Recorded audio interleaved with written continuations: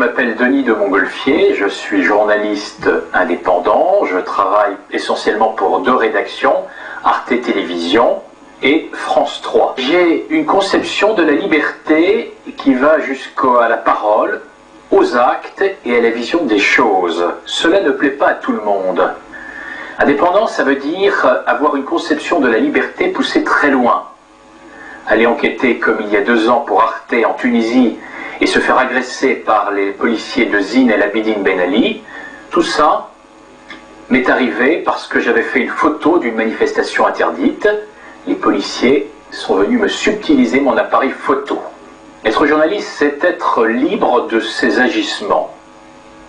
Ça peut être aussi ce qui s'est passé en Égypte, au Caire, au début de l'année 2000, où voulant faire une enquête pour un grand quotidien, eh bien, les hommes de Moubarak m'ont purement et simplement interdit de quitter le Caire alors que je faisais une enquête sur une petite commune, Al-Kotché, où 1 an avant, 19 Coptes avaient été massacrés par des musulmans. Comment fonctionne l'information? Quelles sont les règles d'un journaliste qui rapporte un fait à des téléspectateurs, des auditeurs ou tout simplement des lecteurs?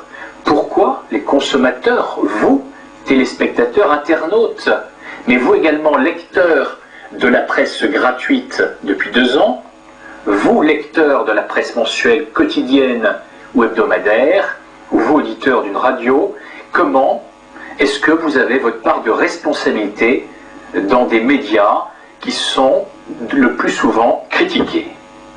Comment mieux consommer l'information? C'est un vaste défi pour celui qui lit un journal. Quel journal est-ce que je dois lire si je veux me tenir informé? La majorité d'entre vous, la majorité d'entre nous se trompent dans la consommation de l'information.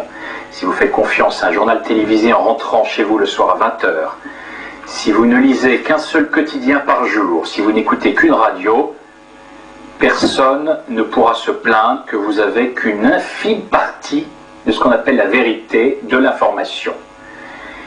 Le conseil que j'ai à vous donner, c'est de diversifier vos sources d'information. Et à ceux qui me répliquent « mais je n'ai pas le temps », eh bien mieux vaut acheter Courrier International, mieux vaut acheter un hebdomadaire d'information généraliste anglo-saxon plutôt que de rester rivé à un petit journal en France chaque jour. L'un des reproches rémanents qui est adressé aux journalistes, c'est d'abaisser les téléspectateurs plutôt que de les élever.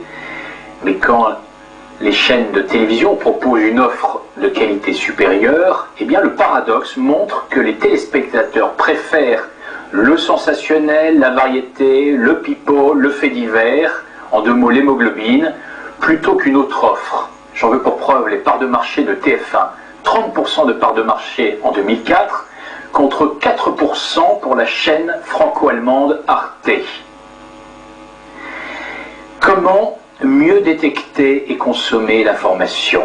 Ce sont des questions essentielles aujourd'hui à nous poser. Je vais tenter de répondre à ces questions avec vous, puisque dans toutes mes conférences, il y a une grande partie d'interactivité où chacun d'entre vous peut poser des questions et moi tenter d'y répondre.